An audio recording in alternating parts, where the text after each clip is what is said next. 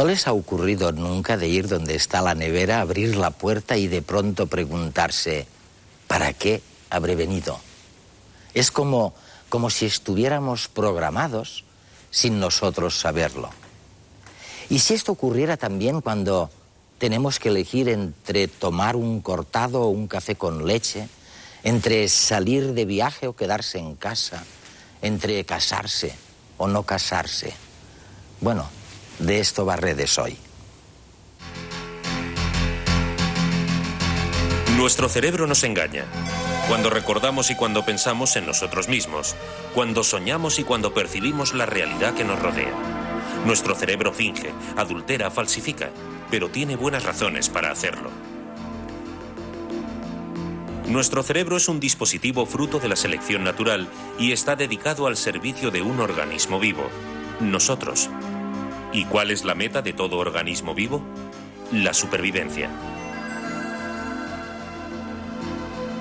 Nuestro cerebro busca nuestra supervivencia a toda costa y a veces para conseguirlo es capaz de suplir la información que le falta por fantasías y confabulaciones.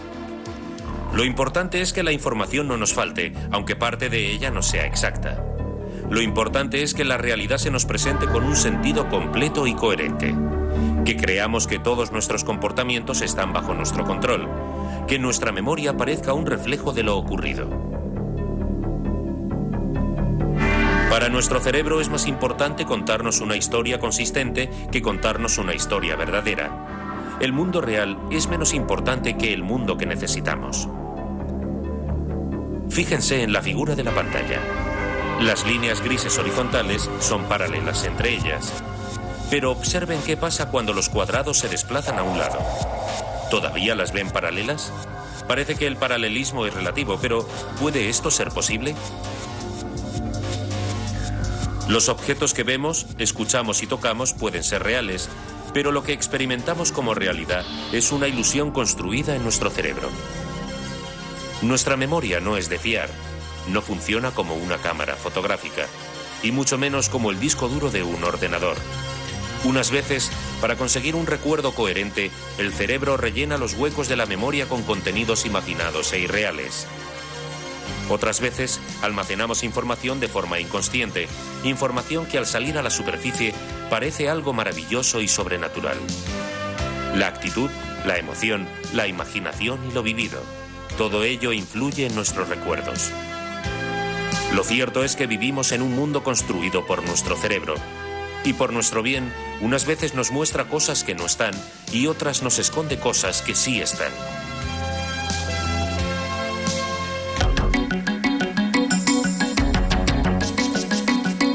El profesor Stephen Rose es el director del Centro de Investigaciones sobre el Cerebro y la Conducta de la Open University de Londres. Neurobiólogo reputado, Rose centra su investigación en los mecanismos moleculares y celulares de la formación de la memoria.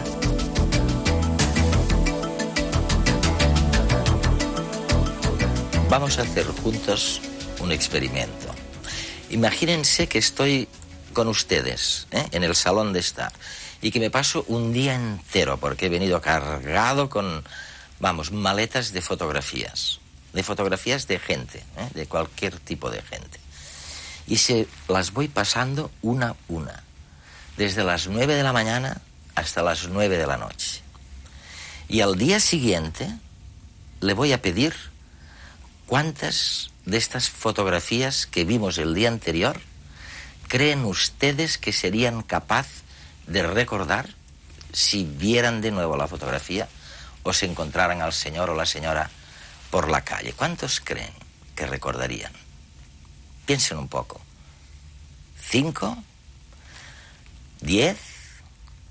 ¿20? ¿40? Les digo la cifra. Recordarían 10.000. 10.000 fotografías se habrían quedado impresas en su cerebro. Steven, ¿realmente llegamos a olvidar algo? Bueno, en muchos aspectos es increíble, pero es un experimento muy famoso que realmente se hizo. El mismo experimento se hace aburrido antes de que los que lo hacen se aburran. pero parece ser que el número de caras reconocidas es casi ilimitado. Sin embargo, hay una gran diferencia entre reconocer una fotografía que se ha visto antes y recordar lo que hay en la foto. Es decir, que si se ve la foto de nuevo, se reconocerá, pero si se pregunta de qué era la fotografía y se pide una descripción, esto será mucho más difícil. De forma que hay una gran diferencia entre reconocer y recordar. Y este es uno de los matices que hay en el campo de la memoria, que es muy complejo. Veamos, demos un vistazo a tu artilugio favorito, ¿eh? Aquí tengo una reproducción del cerebro. Sí, un cerebro humano muy bonito. Dios mío, ¿dónde sucede todo eso de que hablamos, Stephen? ¿Aquí el hipotálamo o la amígdala? Si pensamos en el caso del Alzheimer, en el que las personas olvidan incluso la noción de sí mismas, ¿dónde demonios sucede? Si observamos el cerebro en conjunto, hay esta gran estructura del córtex cerebral aquí, que todo el mundo reconoce. Pero hay también muchas estructuras profundas y muy importantes en el interior. Si partimos en dos este cerebro de plástico, empezamos a ver algunas de las estructuras imprescindibles para el ser humano en la formación de su memoria. La más conocida es esta estructura de aquí, llamada hipocampo, porque tiene un poco la forma del caballito de mar, hipocampo en griego y en latín, que es necesaria para las primeras fases de la memoria. Si esta estructura resulta destruida por un fallo cerebral o a consecuencia de un accidente o algo así, se pierde la capacidad de construir nuevos recuerdos. En la enfermedad de Alzheimer, las células nerviosas de esta región del cerebro se encuentran entre las primeras células nerviosas que mueren por causa de la enfermedad. Y esta es la razón por la que creemos que a las personas que empiezan a padecer Alzheimer les resulta muy difícil recordar cosas nuevas. Después mueren muchas otras células y la situación va empeorando. Pero es extraordinario pensar que hoy están viviendo personas cuyo hipocampo quedó destruido por un accidente o por un golpe, o por alguna intervención médica. O por haberse degradado. Hay también intervenciones médicas que destruyen regiones del cerebro. Por ejemplo, en casos de epilepsia. Recordarás un caso famoso, el del paciente al que conocemos solo por las iniciales HM. En los años 50 del siglo pasado, y hoy todavía vive, su hipocampo quedó destruido.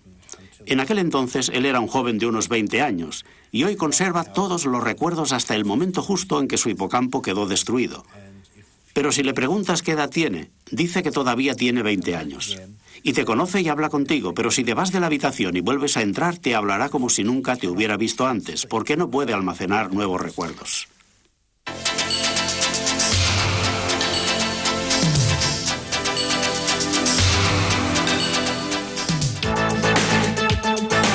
El señor X dejó de reconocer los objetos. Primero fueron las caras. Veía una nariz, luego dos ojos, una boca, dientes, pero no relacionaba todas estas cosas entre sí. No reconocía a quién tenía delante, a no ser que éste hablase. Entonces sabía perfectamente con quién estaba.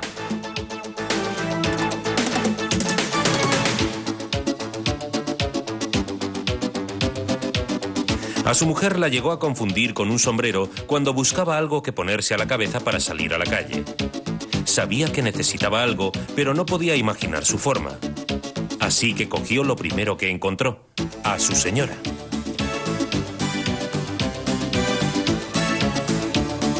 Incapaz de reconocer nada más allá de las formas geométricas simples, para él una flor, tras examinarla detenidamente, era una extraña forma roja enrollada sobre un soporte lineal verde. Sin embargo, con solo olerla, podía identificar de qué especie se trataba.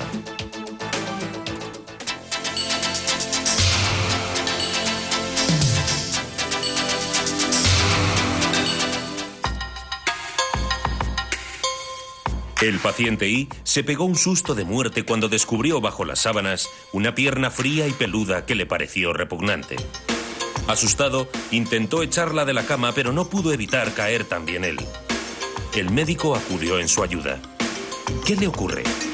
Alguien ha metido esta pierna en la cama y ahora la tengo unida a mi cuerpo. No sé cómo ha ocurrido. ¿Y esta no es su pierna, dice? No, en absoluto. ¿Cómo podría serlo? Es una monstruosidad.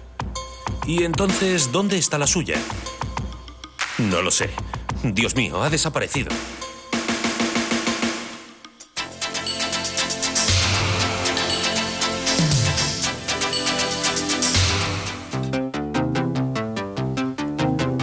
La señora M perdió la conciencia del lado izquierdo de su cuerpo. Para ella era como si no existiera. Ni siquiera puede girarse a la izquierda. Para poder visualizar algo de ese lado, da la vuelta completa por la derecha.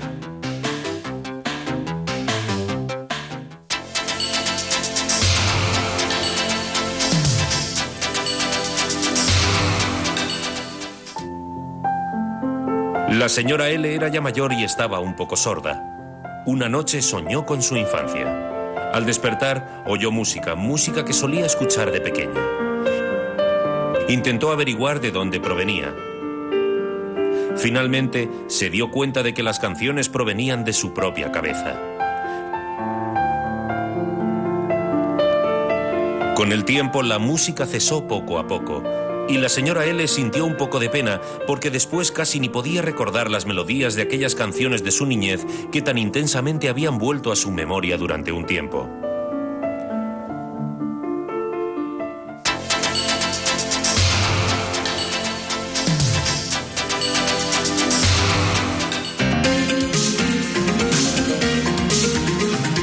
F era un estudiante de medicina. Una noche soñó que era un perro. Al despertar sintió que el mundo había cambiado.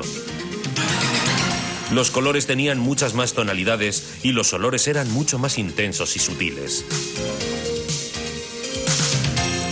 Podía reconocer a gente con gran facilidad e incluso intuir su estado de ánimo mediante su olor corporal e incluso orientarse en la ciudad.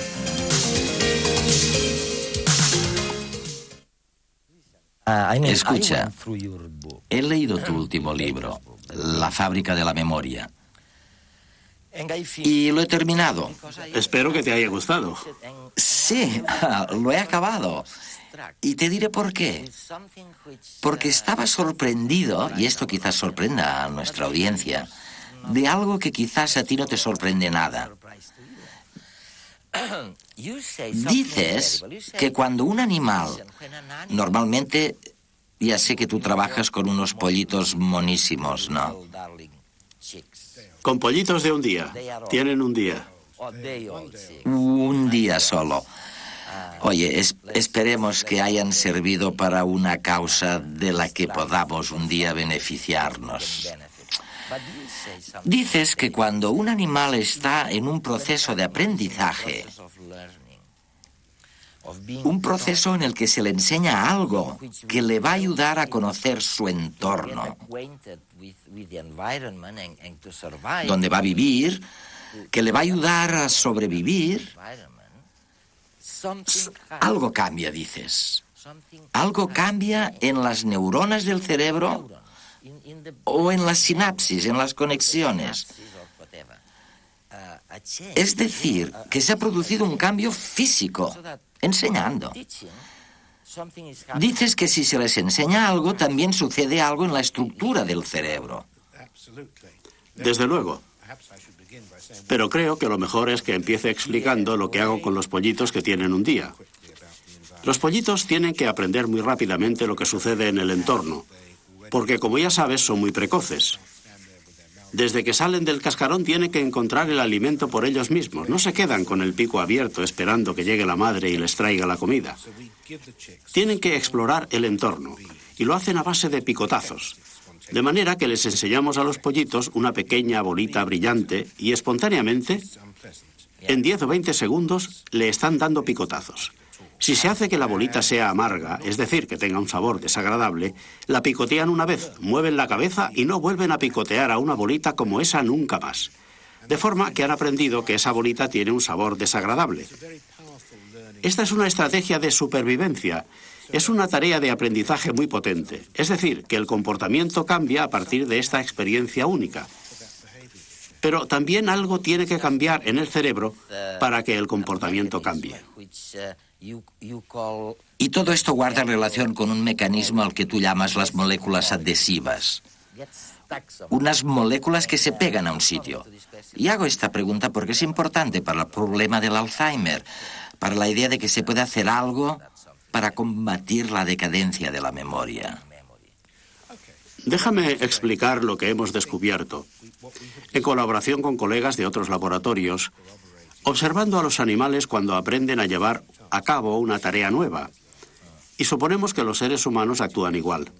Se activa un conjunto concreto de neuronas, de células nerviosas, y si la experiencia resulta ser importante para el animal y por consiguiente necesita ser registrada y aprendida, se producen cambios en los niveles hormonales y cambios en los neurotransmisores. Se dan procesos químicos en cascada que se producen en la sinapsis y en los que toman parte los neurotransmisores y algunos mecanismos intercelulares. Y de ahí sucede, invariablemente en todos los experimentos que se han hecho, que se sintetizan nuevas proteínas.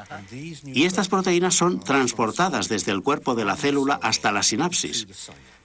Y ahí, que es la unión entre una célula y la otra, cambian la estructura, hacen variar las conexiones.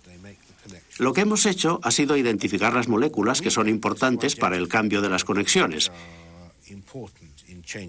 Y son esas a las que yo llamo moléculas adhesivas. Stephen, hay algo que tenemos que resumir mejor en nuestra conversación. ¿Dirías o podríamos decir que la memoria biológica, antes has dicho que no solo el cerebro toma parte, sino todo el organismo en el proceso de la memoria?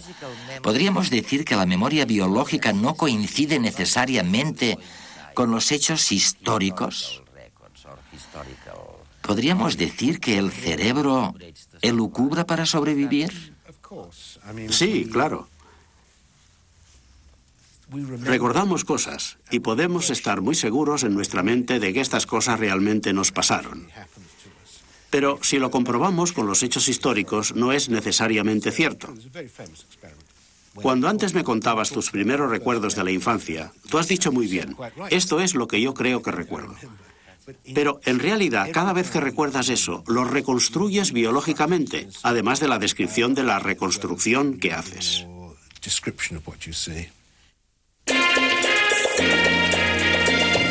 Nos ha ocurrido a todos. Estamos allí y es como si ya hubiéramos estado antes. Sabemos qué es lo que va a pasar.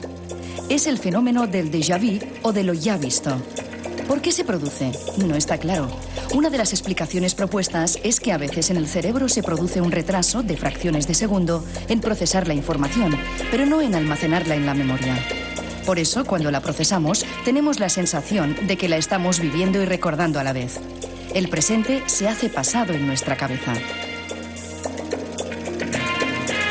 Mediante los sentidos, el cerebro establece un diálogo con el mundo externo que nos permite interpretarlo y sobrevivir en él. Pero en muchas ocasiones, como en el déjà vu, esta interpretación no se corresponde con la realidad. Muchos de estos engaños se deben a una capacidad sorprendente de nuestro cerebro. Cuando la información que le llega del exterior no es suficiente o es confusa, se la inventa. Rellena los huecos informativos para construir una realidad lo más lógica posible, de acuerdo con nuestros esquemas mentales. En un lugar donde hay mucho ruido, por ejemplo, nuestro cerebro rellena los huecos auditivos y así nos permite mantener una conversación. Y en situaciones de mucho estrés o cansancio, cuando las entradas sensoriales son muy deficientes, puede provocar alucinaciones en personas sanas. Esta especie de horror vacui cerebral también abarca la memoria, porque los recuerdos son una mezcla de realidad y ficción. Los cortamos, pegamos y empalmamos, resolviendo ambigüedades y estableciendo conexiones razonables entre los hechos, aunque no las haya. Otra trampa para crear una historia plausible, aunque poco fiable. Y es que el cerebro no ha evolucionado para comprender el mundo, sino para que sobrevivamos en él. Y parece que para eso es mejor contar con una historia coherente, aunque sea en parte falsa, que con otra más real, pero incompleta. Sin embargo, la más impactante de las ilusiones mentales quizás sea la sensación de unidad mental, el yo, la conciencia de uno mismo. Hoy sospechamos que es uno más de los productos de la actividad cerebral. Ni nada más, ni nada menos. De hecho, hay muchos estados en los que desaparece, como estar anestesiado, borracho o dormido sin soñar. Y sin embargo, todas las demás funciones ocupan el mismo espacio de masa cerebral, y esta continúa con los mismos requerimientos de oxígeno y nutrientes. Muchos expertos creen que más que una unidad, somos una sociedad de mentes distintas que funcionan como una orquesta. Pueden sonar todos los instrumentos a la vez, pero también se forman quintetos, cuartetos o simplemente un solo.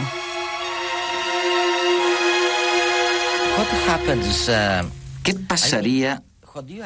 Quiero decir, oye, vamos a ver.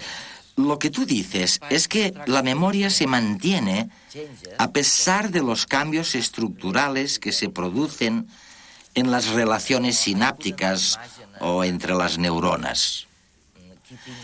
Yo no me podría imaginar a mi ordenador manteniendo mis archivos intactos con un cambio continuo en la estructura interna del ordenador. Se estropearían seguro. Pero ahora estás hablando de una de las paradojas de los sistemas vivos en general. Acabamos de conocernos por primera vez para hacer esta entrevista. Si tuviéramos que volvernos a encontrar dentro de 1 o 2 semanas, o incluso un mes, espero que nos podríamos reconocer. Sin embargo, cada molécula de nuestro cuerpo durante este tiempo habrá circulado muchos cientos de miles, muchos millones, y no solo las sinapsis o las neuronas. Algunas moléculas se habrán roto y resintetizado cientos de veces en un segundo. Y sin embargo, seguimos siendo la misma persona. De forma que no es solo el cerebro el que conserva la estructura o la memoria, también lo hace todo el cuerpo. A pesar de todos los cambios estructurales, a los continuos... Tú ahora no eres la misma persona que eras cuando te has levantado esta mañana. Y sin embargo tienes la impresión de que lo eres, pero en términos de moléculas no lo eres. Es decir, creo que en biología tenemos un problema al intentar comprender cómo mantenemos una unidad estructural, una unidad que la da el proceso, la dinámica. Aunque las moléculas estén cambiando constantemente, y esta creo que es una reflexión fascinante. Es tan importante para tanta gente esto de la memoria, ¿no? Y de su pérdida. Sin contar los casos patológicos como el del Alzheimer. Creo que se debería invertir muchísimo más tiempo y dinero en buscar cómo aliviar este problema.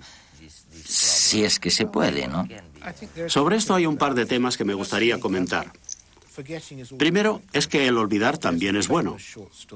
Hay un cuento muy famoso del escritor Jorge Luis Borges llamado Funes el Memorioso. Funes es un personaje que lo recuerda todo. Nunca se olvida de nada. Recuerda el rastro que deja al caer una gota o el dibujo de efecto marmóreo de la contraportada de un libro. Y como dice Borges, tardaba todo un día en recordar lo que le había sucedido el día anterior. Y Funes se murió muy joven de una sobredosis de memoria. Es muy importante no recordarlo todo y hay que olvidar todo lo que no tiene relevancia. Tener un cerebro eficaz quiere decir tener un filtro de percepciones, un sistema de filtro que elimina todo lo que es trivial, como por ejemplo lo que has desayunado hoy. O sea que cuando alguien te dice que te has olvidado de su cumpleaños porque no le importa... Es probablemente cierto si para ti en el fondo es trivial, porque no debes memorizar este tipo de cosas. El problema, por supuesto, es diferenciar lo que es importante de lo que no lo es. Si te presentan a alguien en una fiesta y quieres volverlo a ver, es importante que recuerdes su nombre. Quizás este es uno de los problemas básicos de la vida. Como decía Bourguiba, el presidente tunecino, lo difícil es distinguir entre lo esencial y lo importante. Creo que es exactamente eso. ¿Puedes explicarme el ejemplo de la cucaracha a la que se le había cortado la cabeza, incluido el cerebro, claro? Es decir, que no tenía cerebro, pero seguía funcionando como si lo tuviera, seguía memorizando. ¿Cómo explicas esto? Bien, los insectos tienen un sistema nervioso muy distinto de los vertebrados, de los mamíferos, de los humanos. Tienen un sistema nervioso separado en el que grupos de neuronas en unas regiones en particular, por ejemplo en las patas o en el estómago, tienen un cierto grado de autonomía. Una de las invenciones, en términos de evolución, del paso de invertebrados a vertebrados, es que el sistema nervioso se agrupa en la parte superior de la cabeza y se subordina el funcionamiento de todas las otras regiones, de clústeres de neuronas, al funcionamiento de la cabeza. De manera que en nuestro caso no es probable que un día podamos pensar sin cerebro, ¿no? Me temo que no. Ni siquiera trasplantándolo. Bueno, esto es una idea, pero una cabeza trasplantada o cerebro en realidad no estaría trasplantado. Es al revés, sería un cuerpo trasplantado en un cerebro ya existente.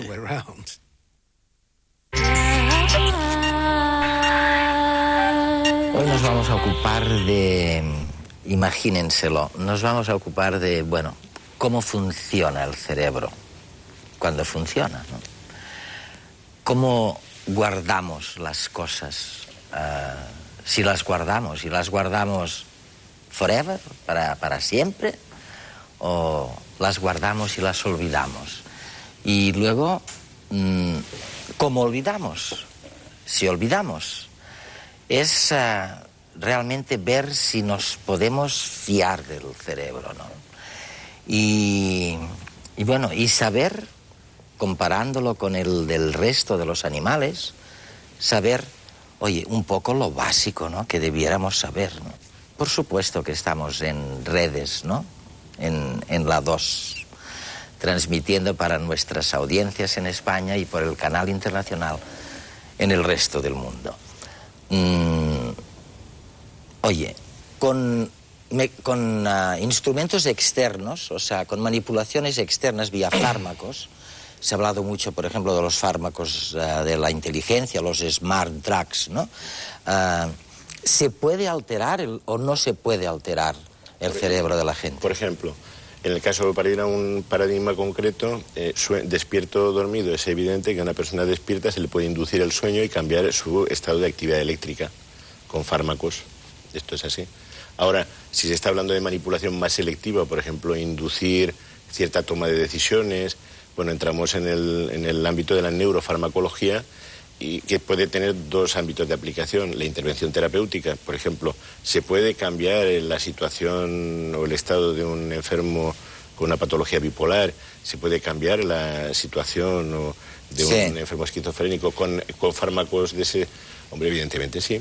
De todas formas, los fármacos cambian más fácilmente estados que contenidos. Es decir, es muy fácil darle a un sujeto un fármaco y le aumenta su estado vital, por ejemplo, su nivel consciente, por ejemplo, fumando, tomar nicotina y su nivel consciente aumenta.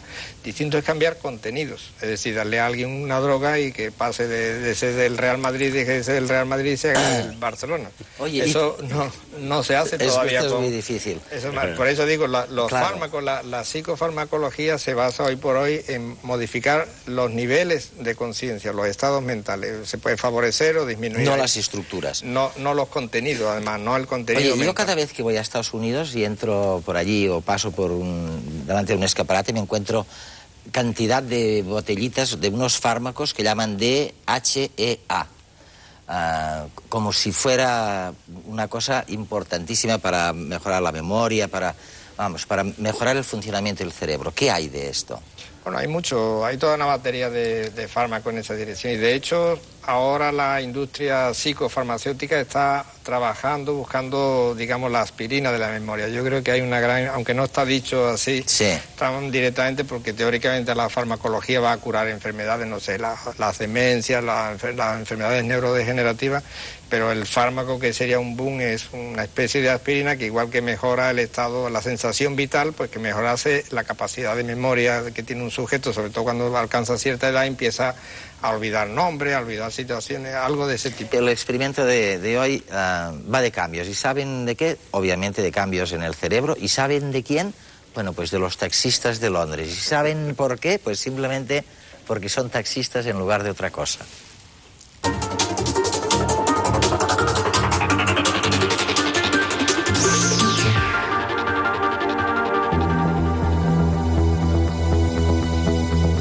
que los taxistas tienen un cerebro como el nuestro? Pues no. Un estudio ha revelado que los taxistas de una gran ciudad tienen más desarrollada la región del cerebro que controla la memoria espacial. Ser taxista en una gran ciudad no es fácil. En algunas ciudades, por ejemplo, para obtener la licencia, el conductor debe aprender todo el callejero de memoria y llevar a cualquier pasajero al lugar más apartado de la ciudad sabiendo solamente el nombre de la calle. La memoria espacial se archiva en una región del cerebro que está aproximadamente a la altura de las orejas, dentro del lóbulo temporal, en el hipocampo. Tenemos 2 hipocampos, uno a cada lado del cerebro. Investigadores del University College London estudiaron y midieron el hipocampo en un gran grupo de taxistas. Observaron las dimensiones de esta región del cerebro que controla la memoria espacial y las compararon con las imágenes de un grupo de personas que desarrollaban actividades en las que la memoria no intervenía de manera tan clara. El resultado de las medidas fue claro. Los taxistas tenían la región del hipocampo más desarrollada que el grupo control. Experimentos en otras especies han mostrado resultados similares. Al estudiar esta región en distintos grupos de aves, se dieron cuenta de que el hipocampo también está agrandado en pájaros que almacenan semillas en diferentes lugares, como las urracas, respecto de pájaros que las guardan en un solo lugar. La idea de que el cerebro tiene una determinada plasticidad, es decir, que se adapta según el uso que se le da durante el crecimiento, no es nueva. Lo que es nuevo es la demostración de que aún en la edad adulta se mantiene esta capacidad potencial, como quedó claro en el caso de los taxistas londinenses.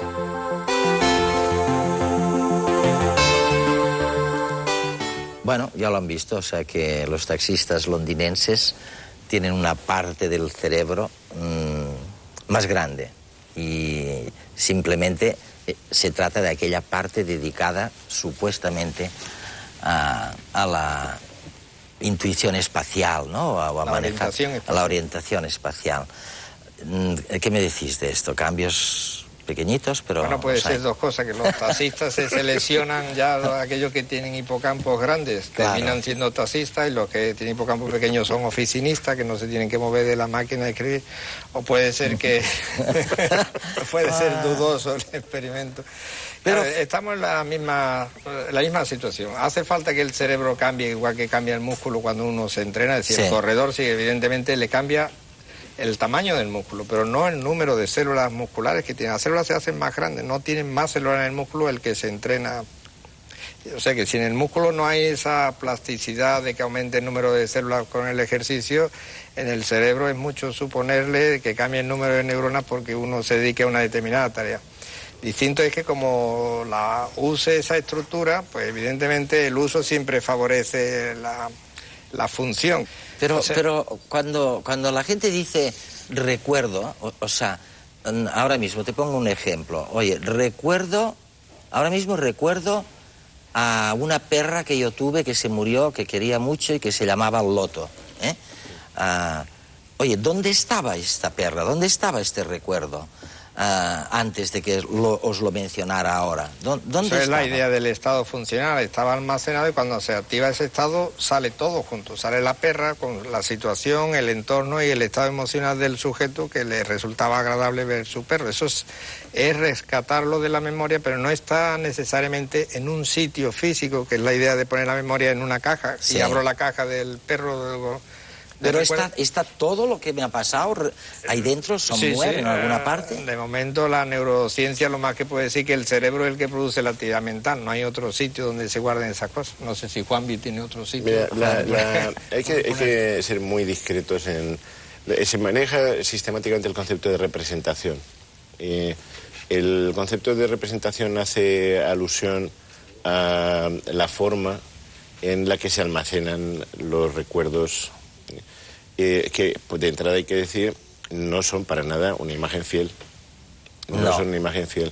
No pueden serlo porque, asumiendo una visión simplista, hay un proceso de traducción, vamos a decirlo así, desde la realidad del lenguaje del mundo, es la energía que nos rodea, al lenguaje de las neuronas. Entonces hay un proceso vamos a llamarlo así, de codificación. Por tanto, no tenemos ninguna razón para pensar que hay una imagen fiel y desde luego nadie espere que se le abra la cabeza y aparezca una fotografía tuya, por un caso o de un perro que tuve. Pero oye, ¿por qué recuerdo unas cosas muy bien? Por ejemplo, oye, pasan los años y te prometo que aunque haya pasado 15 años sin montar en bicicleta, sigo sabiendo montar en bicicleta. Y en cambio me dicen, oye, ¿cómo se llamaba el tío con el que cenaste ayer noche y tenías a tu derecha?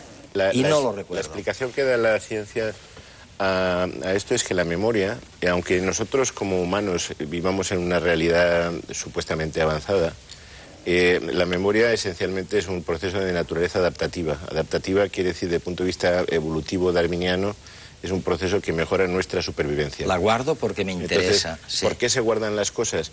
Porque tienen valor adaptativo. Oye, entonces las mujeres o los hombres tienen razón cuando dicen, te has olvidado de mi cumpleaños porque no te intereso. Bueno, pues es posible, es un tema delicado, pero la realidad es que uno recuerda aquellas cosas por las que tiene motivación. Hay veces que la gente dice, no me acuerdo de algo, pero es que te da igual. De todas formas no son funciones comparables. Montar en bicicleta no es lo mismo que recordar un nombre. Montar en bicicleta es una función que corresponde a los ganglios de la base y a otra estructura del cerebro cuyo deterioro a lo largo del tiempo y la conservación de esa memoria, que es una memoria de tipo motor, es distinto que una memoria de tipo verbal, cognitivo. Pero hay distintas memorias, Hay distintas memorias. Ese es el tipo de problemas que yo suscitaba al principio. Es que no tiene nada que ver una memoria procedural o motora, como dice José María, una memoria declarativa, es una memoria de actividades... Es más frágil. Digamos, automatizadas, como conducir un coche. Uno sabe apretar el embrague cuando toca y no lo tiene memorizado, lo tiene automatizado. Conducir en bicicleta, toda una serie de procedimientos y no tiene nada que ver con el recuerdo de una palabra. Vosotros que habéis estudiado tanto el cerebro, ¿creéis que básicamente funcionamos de una manera automatizada, de la misma manera que la digestión o la respiración, o que hay mucho más de consciente en la manera de comportarnos? Digamos, se pone en la situación inconsciente todo aquello que ya está aprendido y almacenado, sea desde el punto de vista individual, por ejemplo, montar bicicleta no lo tiene uno que rememorar cada vez, o desde el punto de vista evolutivo, porque a la mayoría de personas les gusta el olor de la fresa, pongamos por caso, pero no sabe por qué. Eso se adquirió, eso ya es más de carga incluso de tipo genético. Y hay otros tipos de aprendizaje que uno lo adquiere, por ejemplo, a tocar el piano o a montar en bicicleta. Ahora, los procesos que son conscientes son aquellos de los cuales uno tiene una gran ignorancia y tiene que poner el esfuerzo mental, porque la actividad mental fundamentalmente es hacer algo sin hacerlo, es pensarlo y no hacerlo. Y o sea que incluso un aprendizaje motor requiere, cuando se está aprendiendo, poner la capacidad mental. Cuando uno aprende a conducir está allí con los, como se dice, con los 5 sentidos. Yo sigo sin saber dónde guardo eso, pero os voy a pasar el reportaje que han hecho nuestros biólogos y químicos sobre dónde guardamos las cosas en la memoria. And I mean, let's think about what's actually happening when we lay down a memory. Vamos a hablar de lo que pasa cuando se genera la memoria. Estoy ahora hablando contigo. Todas estas experiencias sensitivas que estoy teniendo, mis manos moviéndose, yo mirando tu cara enfrente de mí, oyendo mi voz, oyendo tu voz, todo esto está llegando al cerebro como patrones de impulsos nerviosos. Tú no existes. Existen los patrones de actividad nerviosa que mi cerebro experimenta. Y como sé que voy a recordar este momento, es evidente que hay algo que ha tenido que cambiar en mi cerebro. Mi cerebro será distinto mañana de como es hoy, por el hecho de tener el recuerdo de esta conversación. El estar hablando contigo ha producido unos patrones de actividad neuronal, de impulsos nerviosos. Son estos los que provocan cambios en mi cerebro a través de vías nerviosas, a través de sinapsis. La información se almacena en el cerebro en la sinapsis, que son las conexiones entre las células nerviosas. Ya desde las primeras observaciones de Cajal, a principios del siglo XX, se vio que no podía ser en otro lugar. El resto es hardware. Hay procesos nerviosos, impulsos nerviosos, que son mecanismos constantes, invariables. El mejor candidato eran las conexiones entre las células nerviosas, donde llega el impulso eléctrico y libera transmisores químicos que cruzan el espacio entre neuronas hasta alcanzar la neurona adjunta. Allí se desencadena entonces el impulso eléctrico. ¿Qué es la transmisión sináptica? Un proceso variable, cambiante. Así, las experiencias están codificadas en regiones particulares del cerebro, en determinadas redes, en forma de cambios en la fuerza de las transmisiones sinápticas de determinados conjuntos de sinapsis dentro de la inmensa red neuronal. Y esto es la memoria. Estos cambios en el peso, en la fuerza de determinadas sinapsis del cerebro. Hay muchos tipos de memoria. No es un fenómeno unitario.